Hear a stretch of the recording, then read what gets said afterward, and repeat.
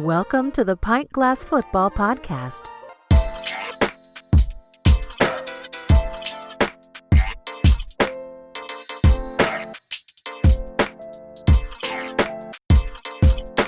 Pint Glass Football. I'm your host, Brad Fowler.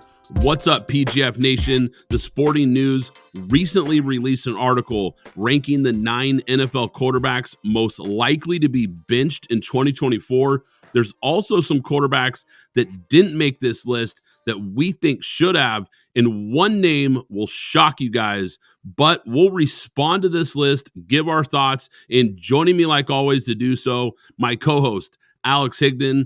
Alex, what is going on? I'm ready to piss some people off. Well, you know what, Alex? Let's just jump right to it then. Who are some quarterbacks that you think have a potential to be benched this year that didn't make the Sporting News list? I think it could possibly be Dak Prescott.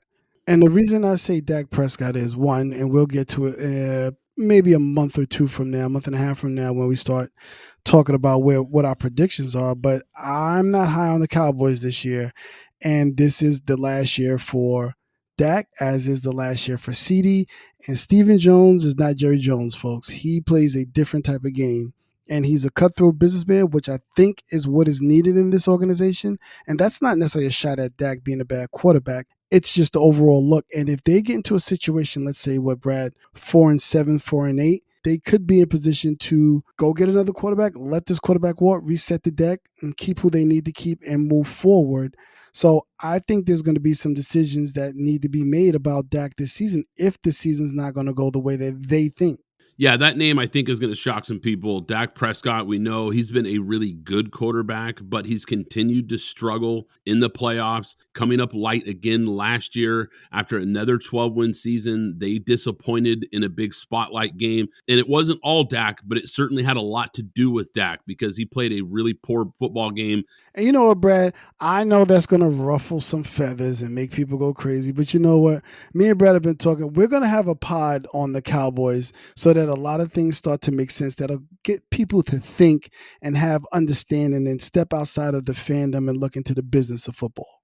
Yeah, you're right, because the money is part of this equation, Alex. There's no doubt about it. And I wrote an article just a while back about the Cowboys offseason and how it's been one of the worst off seasons. And one of the things I highlighted in the article was the looming Dak Prescott contract situation, because we know they have other key players like CeeDee Lamb and like Micah Parsons who need to get paid here, and there's only so much money to go around here. So this becomes more than just a player situation. This becomes a contract situation, and you have to ask yourself, if you're the Dallas Cowboys, are you really ready to invest another big contract in Dak Prescott when he's been good? Look, he's been a solid quarterback, but he hasn't been able to get you over the top. And I'm not even talking about Super Bowls here. I'm just talking about a playoff run. Just something that shows, look, we think he can get us there, because this is a team that, quite frankly, has struggled in the playoffs since Dak has been there.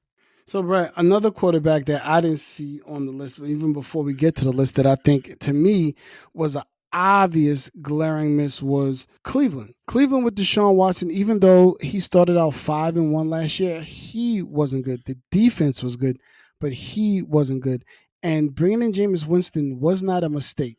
They brought him in because they think, from what they've seen so far, that Deshaun Watson may have lost it and their investment may be going in the tank. So they went and got a proven backup, which he has been a proven backup and would be a bridge guy in this sense, because they don't believe in Deshaun Watson and all that money is going to go up in smoke. So I think that Cleveland was a glaring miss.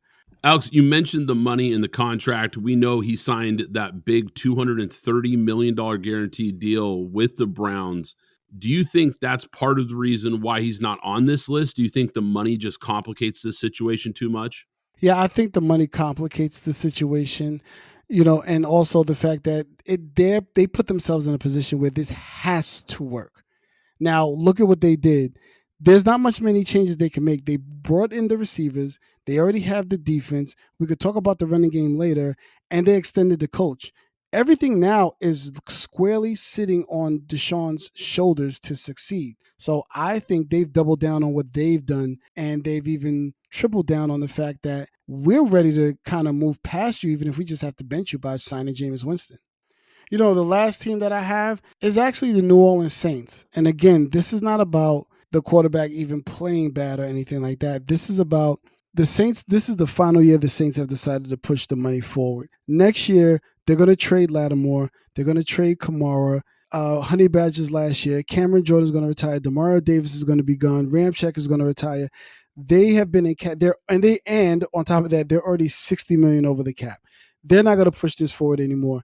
If they're not sitting in a great position, let's just say if Tampa Bay and Atlanta makes the jump that people expect them to do, I can squarely see Derek Carr getting benched for Hainer, or even better, Rattler, to find out what they have in that quarterback and just say, you know what, we're going to aim for a high draft pick and take our chances there, as opposed to keeping Derek Carr in the game and trying to fake win some games just to come in third place and go nowhere. I could clearly see him getting benched, whether he's playing great or not, simply because they decided we're going to go ahead and tank and see what we could get in the draft. Yeah, Derek Carr not being on the list, I think, is a little bit surprising too, because you're right. This is a team that has some pressure to win now, and you highlighted it because this is an older team. They thought they still had a window to have a lot of success, and it hasn't come to fruition yet. And that's why they went and got Derek Carr, because they thought if they could upgrade the quarterback position, that could get them back in the playoff mix, get them back into contention in the NFC, and it just has not happened. And I think this is a perfect example of when a situation like that goes south. Now you've got to pivot and change. And with all those veteran guys that you mentioned, it makes a lot of sense why they would be thinking, okay, you know what? The season's getting away from us. The experiment didn't work out. Let's put in Spencer Rattler, by the way, a guy that we both liked coming out of the draft. We thought he was kind of a under the radar quarterback prospect in this class. And let's see what he's got here and see if we can start the rebuild a little early. So that one makes sense, and I'm a little surprised he wasn't on the list either. Now let's get to the list, Alex. Number one on this list is Sam Darnold. He's now the quarterback in Minnesota, but we know they drafted J.J. McCarthy. I think ideally for them, they would like Sam Darnold to work out year one and give McCarthy a year to develop, because we know this is a guy who's not ready to play right now. He has some talent. He did some good things at Michigan, but this is a guy that I don't think is ready to start right away, or maybe even in year one. I think it would benefit him if Sam Darnold could actually hold on to this job for a year, but he's definitely a candidate to possibly get benched. If they start losing games or it starts going sideways, they're going to pull the trigger on the young quarterback. Honestly, I'm sorry. This was low-hanging fruit. Who didn't think that there's going to be a Sam Darnold's going to start maybe the first 2-3? Oh, I think they have a bye around week 6 or week 7, and they can see where they're at and then bring in J.J. McCarthy. And I think the beginning of their season is kind of a gauntlet, if I'm not mistaken. So you let him face all those tough teams. I think they have San Francisco, a couple other teams at the beginning that are tough teams, and then have him come in on the back end. I mean, this was low-hanging fruit. I mean, anybody could have seen this one coming, that they would be number one and they would be in a position for Sam Darnold to be benched for J.J. McCarthy. However, I do think Sam Darnold fixed himself by sitting in that San Francisco system for a little while, and then is going to benefit from going to this team that that's loaded with weapons and a great offensive line, that he's actually going to put himself in position for a job the following year. Yeah, that's a good point, Alex. And it's a similar system. It's a similar system because we know it's part of the Shanahan coaching tree. And so it's going to be a playbook that he's going to be at least somewhat familiar with the concepts and the types of things they like to do there. So now a similar situation to the Minnesota one is in New England, where Jacoby Brissett is set to be the starter for New England. But we know they drafted Drake May, number 3 overall, really talented kid, but a guy similar to JJ, was looked at as more of a developmental prospect. Jacoby Brissett is a really solid backup, and he has been in this league for a long time, but I think it's only a matter of time before they're going to want to see what the kid can do. Again, Brad, another one low-hanging fruit. We know that Drake May is going to eventually be the guy here. I think Brissett possibly will start familiarity with the team. Some of the concepts they're probably going to be continuing on. This is the team that originally drafted him. Shout out to Bill Parcells for making that phone call. And I think we'll see Drake May again probably around week 3 or week 4. They may not even wait as long to bring him in, but just to start the season out, Brissett, which is the reason why, Brad, I went with the ones that we talked about. Not necessarily but we talked about the ones that we went over in pre-production first, because some of these are just low-hanging fruit and it doesn't take much to talk about. Number 3 on this list gets a little more interesting because it's Daniel Jones with the New York Giants. Now, he's looking to be ready to start week 1. He had that really bad ACL and knee injury last season. Drew Lock, they brought in to be his backup. And we know they have Tommy DeVito coming back, a guy who kind of had a Linsanity type moment in New York where they went on a little bit of run at the end of the season. He had some moments, but then it kind of came crashing back down to earth. But a guy that we've seen some flashes from. The question here is, we know Daniel Jones, his career in New York has been a little bit of a roller coaster, hasn't lived up to where he was drafted, but they have had some success. He had a pretty decent year 2 years ago. They made the playoffs, got a big road win against the Vikings. They signed him to a deal, but I think at this point, they could get out of that deal if it doesn't work out this year. So I think there's a lot of pressure on Daniel Jones. I just don't know if the backup situation is good enough to really warrant going to one of these guys. We know what Drew Lock is. We know what Tommy DeVito is. Even though he's a young guy, it's still a limited ceiling for both these backups. What do you think the chances are that they actually pivot from Daniel Jones? I think it's high for the reason that you just said. I'm always looking at the money because that's the number one thing. They can get out of the contract.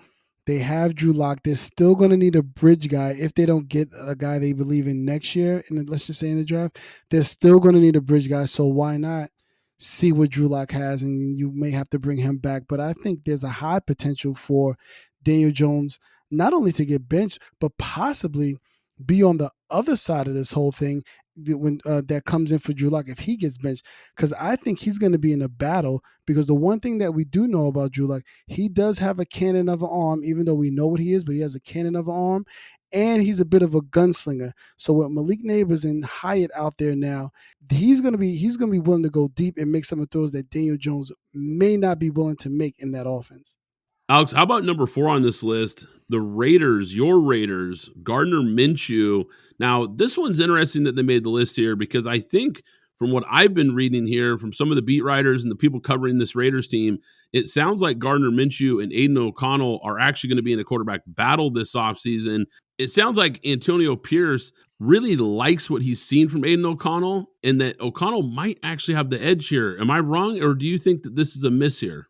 No, it is Aiden O'Connell, and I think that's Antonio Pierce saying we're going to give the incumbent guy, in this case O'Connell, is getting the nod over the veteran in terms of taking, first team snaps. So he's just walking in as that, and then the battle will begin as they get into training camp. So right now, it should, in terms of the article, it should say Aiden O'Connell, but we get it. But either way, whichever one is the starter, they are potential to be benched sometime during the season if it's not working out, because the one thing that the Raiders, their expectation is to have a top 10 defense. I think whichever one is starting has the potential to be benched during the season. Yeah, certainly. And I understand bringing in a guy like Gardner Minshew, having a veteran there in case it does go off the rails. But I think they're going to give Aiden O'Connell a real look here and see what he can show him, because he had some flashes last year. And this was a guy that you liked coming out of Purdue. This is a prospect that you kind of highlighted as a late round guy that you thought had some potential. And he showed it at times. And I think it would be a disservice to the Raiders not really having a future guy on the roster. I think it'd be a disservice to not give him a real try to see if he can develop more in year 2. Now, number 5 on this list, Alex, quite frankly, I don't know why is on this list. I think they missed here on this one. Will Levis of the Tennessee Titans. This is a team that only has Mason Rudolph. They brought in from Pittsburgh as the backup here. I have no idea how bad Will Levis would have to be to consider Mason Rudolph, but I can't see it going that far off the rails. Yeah, I think they're going to ride the highs and lows with Will Levis regardless. One, like you said, because Mason Rudolph is a backup. I don't even know if he's a backup per se, and I'm using air quotes when I say that he may be more probably a third string at this point. Sorry, Mason, but the truth is the truth. But yeah, I can see them 1,000% sticking with the highs and lows of Will Levis, though, especially the way they surrounded him with a lot of those weapons. And look, we both talked about it last year. He had some ups and downs, but this guy flashed some serious talent last year for the Titans, gave that offense a spark. I think there's no way, if I'm the Titans, there's absolutely no way I'm going with Mason Rudolph at any point in time over a guy like Will Levis. It would have to really, really get ugly to consider something like that, and I can't see it. Now, number 6 on this list, Alex, Geno Smith with the Seahawks. And this one might be a little surprising because he had a breakout year in 2022, came kind of crashing back down to earth a bit in 2023, still played better than the Geno of old that we remember from his New York Jets days, but definitely wasn't the guy that we saw a couple of years ago. Now you bring in a new coaching staff. Now you bring in a new play caller. This one could really get interesting. Geno popped in 22, and then he came back to earth into what he truly is in 23, which is the trend with a lot of quarterbacks. It's very hard to stay at that high level when you have a peak year. No, you're going to come down. You're going to come down to earth. You're going to land in the middle between your worst and your best, and that's where he landed. However, new coach, entire new regime, offensive coordinator included, and you brought in Sam Howell, who looked like the beginning half of the season was the leading passer. So we know he's very capable of throwing the ball. He's on a team that has a running game, that has some semblance of an offensive line, and has better weapons. So I think the leash could be short on Geno because they too, similar to the Giants, are in a situation where they can get out of this Geno contract at the end of the season.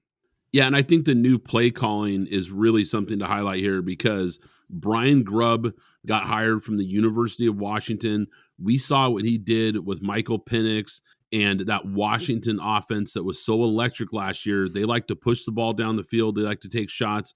With Sam Howell there, look, Howell isn't great, but there's some starter experience with Sam Howell. There's some potential there with Sam Howell and a guy that can spin it. So if he can cut down on the mistakes and show them something, this could really get interesting because if Smith really struggles in this new offense, I would not be shocked if they actually give Sam Howell a look and start thinking more about the future. Did you know that Pint Glass Football is more than just this podcast? We have an exclusive newsletter. Sign up for free at pintglassfootball.com to receive articles and insights delivered straight to your inbox. But wait, there's more. We're excited to announce our brand new YouTube channel. Not only can you listen to our podcast on YouTube, but you'll also find exclusive video content waiting for you. So hit the pause button right now and go subscribe to our newsletter and hit that subscribe button on YouTube to stay connected with the latest football news and our exclusive content. Underdog Fantasy is the easiest place to play fantasy sports. We personally love the pick'em game. Just pick between 2 and 5 players to build a pick'em entry. Pick whether your favorite players will have a higher or lower stat total in this week's game for a chance to win big. You can win up to 20 times your money in a single night. Download the Underdog Fantasy app and sign up today with promo code PGF. That's promo code PGF to claim your special pick plus first-time deposit offer up to $250 in bonus cash. The official ticketing app of Pint Glass Football is now SeatGeek. I can't recommend them enough, guys. I've been using SeatGeek for years. You want to go to a game this season? SeatGeek is here to take the confusion out of buying tickets, making sure you get the best seats at the best prices. With SeatGeek, you'll never have to worry about overpaying for tickets again. How?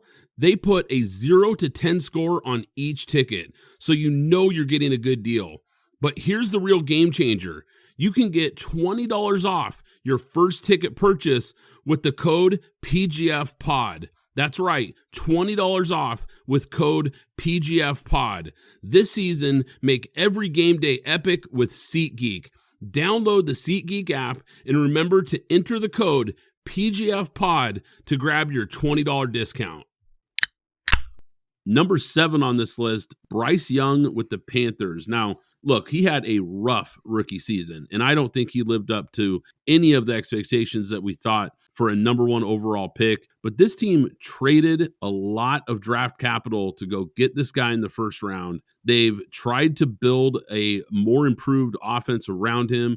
Granted, the defense, I don't even want to get into that. We'll save that for another day. But they have really lost a lot of talent on that side of the ball. But they're trying to set Bryce Young up for success on the offensive side. I can't imagine how bad it would have to be for them to pivot off of Bryce Young this quickly after the investment they made to get him being a number 1 overall pick. Now, Andy Dalton is the backup, so we know they don't have another younger guy that maybe could become a guy. So I just don't know how bad it would have to be, Alex, for them to really consider moving off of Bryce Young midway through year 2. You have a great point, but I think in this new iteration of NFL and the cap structure, teams are more willing to move off of these type of players, even if they're right or wrong. So I'm looking at it from both ways, whether they're right or wrong. If they just simply seem to feel that they need to move on, they will cut ties quickly. And this new rookie cap structure allows them to. So I would be surprised if they did move off him, especially with a new regime. If they get in that situation, it actually would let me know one thing, is that David Tepper is not the Dan Snyder-like person that I thought he was, where he's going to let football people take over if they were to do something like that. And if they did do it, it'd be saying, let's trade him now while he still has some high value.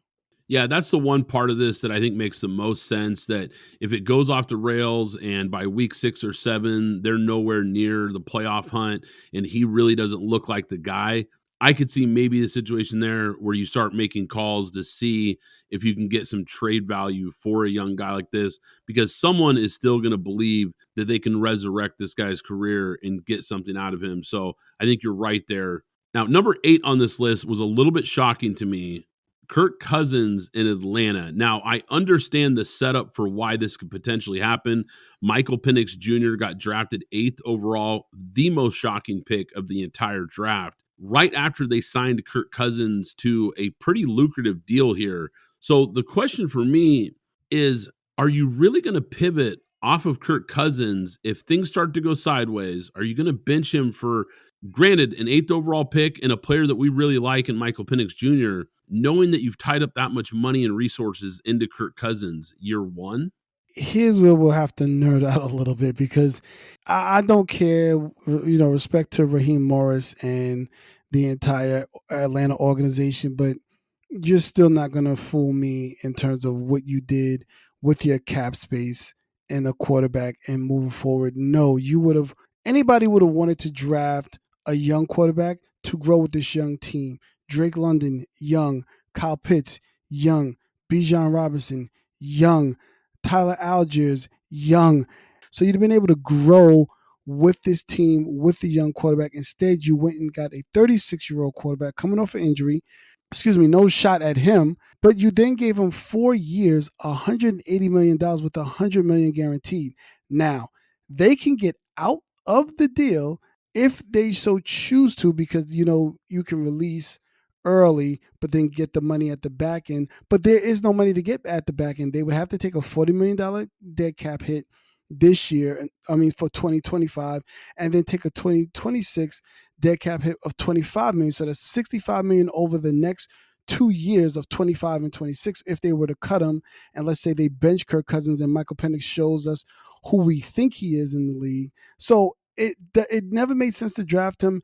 It doesn't make sense that he's on this list, because I think they're tied to, for whatever reason, to benching Michael Penix this year and writing it out with Kirk Cousins. This, Brad, from our draft show to this show and to things that we'll talk about in the future with the Falcons when we see that team on the field and we're talking about why they can't rush the passer because they spent their money. How about if they went and spent their money? Now I'm going off track because now I'm irritated.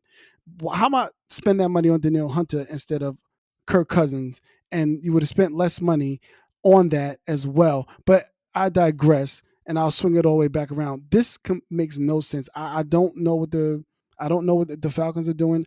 I don't even think they know what they're doing. They're just trying to convince themselves that this is the right thing to do. Yeah, you're right. We talked a lot about this pick during our draft coverage. It just didn't make any sense. And I think the financial part of it, you hit it perfectly. It didn't make any sense because of the commitment they made to Kirk Cousins. And the financial hit that you highlighted there that they're going to have to take if they were to move off of Cousins early doesn't make any sense at all. So now you've got this really good prospect, one of the more NFL-ready prospects, sitting on the bench potentially for 2 years. The whole situation is a mess. I can't imagine a scenario where it would go so poorly in Atlanta that they would actually think about moving off of Kirk Cousins and going to Penix in year 1. Now, the last player on this list is also interesting. Number 9, Russell Wilson for the Steelers. We know he kind of has the inside track on becoming the starter here after they went and also acquired Justin Fields. I think this is a realistic possibility that he does get benched, though. I'm not sure how much gas is left in the tank for Russell Wilson. I think Seattle made an incredibly savvy move when they moved off Russell Wilson, and a lot of people thought it was a little bit crazy at the time, but I think they saw that he was in a decline, and it was just the start of the decline, but I think they saw it coming, and they moved early, and now we've seen a guy who had a little bit of a bounce back last year, but I'm not convinced at all with the amount of pressure that is going to be on him and the Steelers organization to win now, and the pressure that's going to be on Russell Wilson to perform big in a really tough conference, in a really tough division, in a really tough schedule. I think this could go sideways in a hurry, and I think that we could be looking at Justin Fields at some point as a starter in Pittsburgh. Now, here's where we'll disagree. And I think the Steelers are going to stick with Justin Fields. Stick with Russell Wilson. I think Russell Wilson's going to come in and he's going to stake his claim. And I think he's back in a situation similar to what he was in Seattle, where you have a players coach in Pete Carroll. You have another one now in Mike Tomlin that knows how to protect the player from the other players on the team and knows how to lead the team. And he's going to be well respected in terms of what he says and how his locker room should be set foot. And I think Russell's going to thrive in that environment in a smaller town he's even going into a better team as far as I'm concerned without the expectation that was put on him when he went to Denver. I think he's coming in with less expectation. He's going to be able to thrive. He's not in a big market anymore. A bigger market anymore. He's in a smaller market than Denver and Pittsburgh, even though the Steelers are beloved around the country, but they're hard-nosed lunch pail fan base. So there's going to be patience, as they've shown patience with Mike Tomlin. And again, he just got a 3-year extension. I think he's going to thrive, and I don't think we're going to see Justin this year.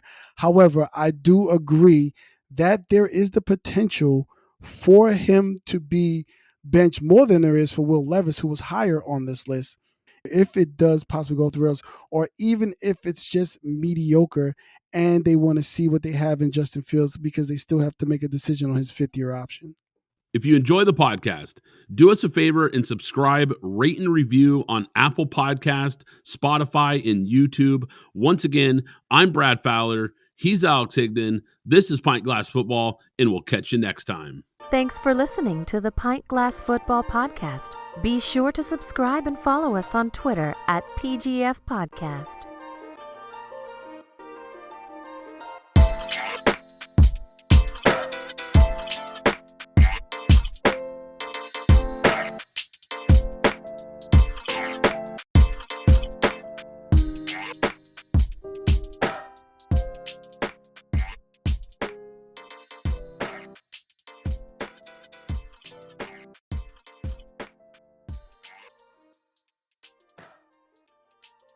Zencastr is the ultimate web-based podcasting solution. It provides high-quality audio and video podcast production and hosting. With a full suite of professional tools, podcasters can seamlessly record, produce, and publish studio-quality content all from one dashboard. Zencastr's post-production process takes the headache out of audio production. Set the right podcast loudness and levels while reducing background noise with a click of a button. Coordinating all your guests to record in person is painful and tedious. Easily invite up to 11 participants per recording with one click. Go to zencastr.com/pricing and use my code PGFP and you'll get 30% off your first 3 months of Zencastr Professional. I want you to have the same easy experiences I do for all my podcasting and content needs. It's time to share your story.